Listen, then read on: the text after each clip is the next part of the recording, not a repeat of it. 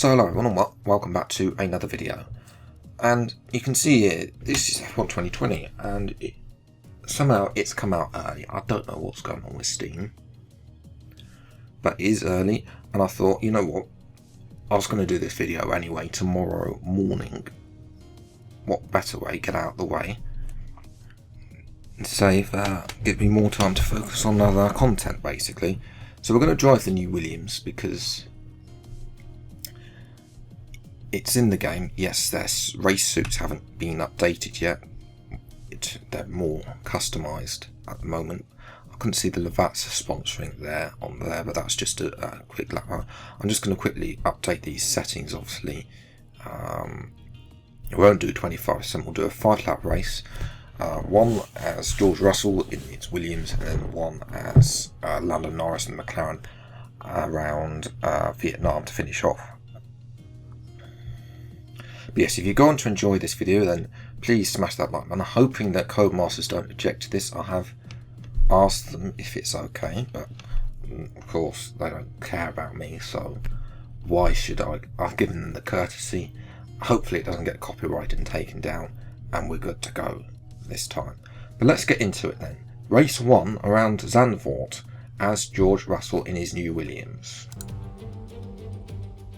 It's time to go racing once again here at Zandvoort as we get underway for the Dutch Grand Prix.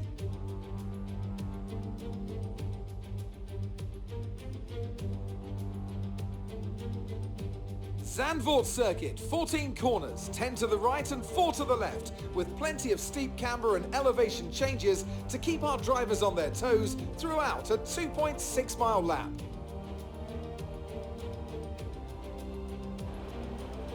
And as always, a man with plenty of racing experience joins me in the commentary box. Today it's Anthony Davidson. Tell me, Ant, you're no stranger to surviving the melee of turn 1. So how do you keep out of trouble when there's so much going on around you? There are 3 main things to worry about there, Crofty. Positioning, awareness and discipline. First, you have to put your car in a bit of space and make sure you have room to react to what the others are doing. Then you have to watch your mirrors and listen to the sounds around you to get a sense of where everyone is. And finally, just don't get too greedy. Just because a gap exists doesn't always mean you should go for it. With the race minutes away from starting, here's what today's grid rundown looks like. Young superstar Max Verstappen starts from pole position and Alexander Albon lines up alongside. Moving on to the rest of the grid, we have Leclerc, Hamilton, Valtteri Bottas, and Vettel, Ricciardo, Grosjean, Stroll, and Lando Norris. Ocon, Magnussen, Sergio Perez, and Sainz, Gasly, Raikkonen, Daniel Kvyat, and George Russell, Giovinazzi, and Nicholas Latifi. Which of these talented drivers will come out on top today? So these are my very first laps around on this game. I have not done any time trial laps or anything else. This is it. Okay, I've just literally hopped on the game in the spare time I had this evening, and literally no setup as well. It's just literally the stock 6.6 setup down the middle as we usually do. But I'm already do I like Zandvoort? Well, the AI are a bit more aggressive than they are, so that's been toned up.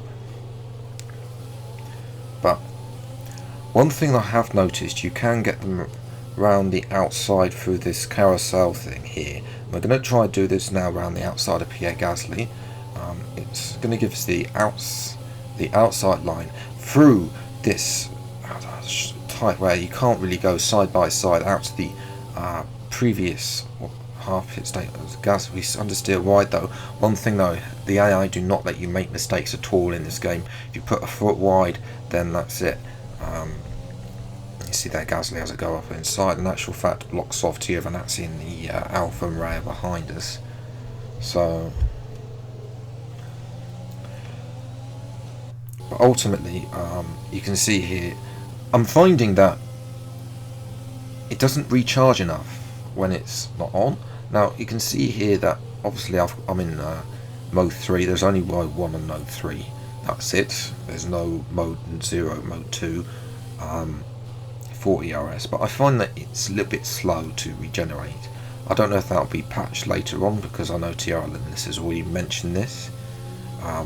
So hopefully it'll get patched. It's already in production for patched, as well with the AI performance, because the Ferraris are far too overpowered here. In actual fact, Verstappen's actually leading the race, and Red Bull. Although you'll see later in Vietnam, the actual fact that Mercedes are a lot more dominant there. So definitely the engine is a bit right. So there has definitely been a patch, but it's not the patch that we were looking for just yet. So hopefully that will still to come as we go through that whole. I hate that section. That curb is the worst curb through the chicane. This one you don't want to be on the curb too much, and then that one you can take as much as your heart content. Obviously you don't want it to go too much, otherwise you end up in the gravel. But then the problem is that I can't get quite enough good traction off that corner compared to the AI. And look at Giovinazzi going down our outside. And also I'm going to say the understeer still feels it. I haven't yet driven any of the other tracks, but early thoughts, I would expect a little bit more responsiveness from the car, but maybe that's the difference between not running. They tried to make that a bit more hardcore with the steering assist now. But you can see there that we definitely need to lower the level of the eye. They're on 86, so probably run 82 for But one tip I have got for you: if you want to get a great start on the AI, put it into mode 3. Look at this. We're going to get Ricciardo off the start, and then we're going to get Perez. We'll probably get Stroll. I mean, if it's a longer term one, let's say like Russia, you probably gain a lot of places. Unfortunately, we probably need a bit more air on the front for turn 1, so we completely cut that. Have to get the place back to Ocon, although we're going to cut in front of Perez and remain in P11. And again, the overtake mode is overpowered on the start, and then we got so much of it, so we dive it down the inside of Ocon again, and now make the place stick. We don't want to go wide there too much. I feel like we need more wing, but again, that's obviously, again, I don't know the setups on this.